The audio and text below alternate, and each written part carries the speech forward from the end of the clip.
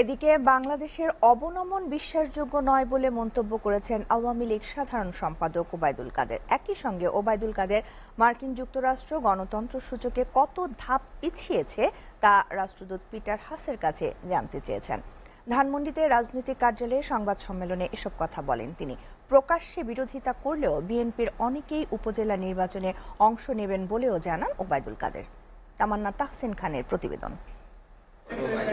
রাজধানীর ধানমন্ডিতে আওয়ামী লীগ সভাপতির রাজনৈতিক কার্যালয়ে সংবাদ সম্মেলন করেন দলের সাধারণ সম্পাদক ওবায়দুল কাদের। সংকটের যে প্রতিক্রিয়া সেটাকে সামাল দেওয়া কঠিন চলে। স্বাধীনতা সূচকে বাংলাদেশ 25 ধাপ পেছানো প্রসঙ্গে মার্কিন রাষ্ট্রদূত পিটার হাসকে উদ্দেশ্য করে পাল্টা প্রশ্ন ছুড়ে তিনি বলেন, যুক্তরাষ্ট্রের গণতন্ত্র কত ধাপ পিছিয়েছে।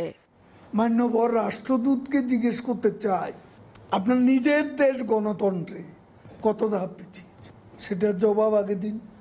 ইরান ইসরায়েল সংঘর্ষ প্রসঙ্গে আওয়ামী লীগ সাধারণ সম্পাদক বলেন, ইসরায়েলের প্রধানমন্ত্রী বেনিয়ামিন নেতানিয়াহু হিটলারের চেয়েও ভয়ঙ্কর রূপে আবির্ভূত হয়েছে।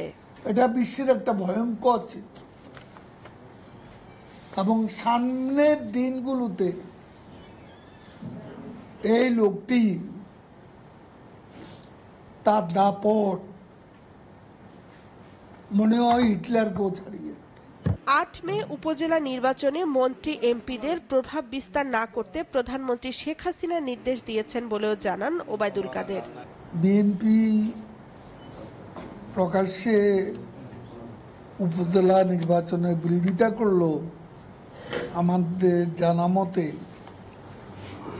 স্থানীয় পর্যায়ে তাদের অনেকেই নির্বাচনে অংশ নিচ্ছে।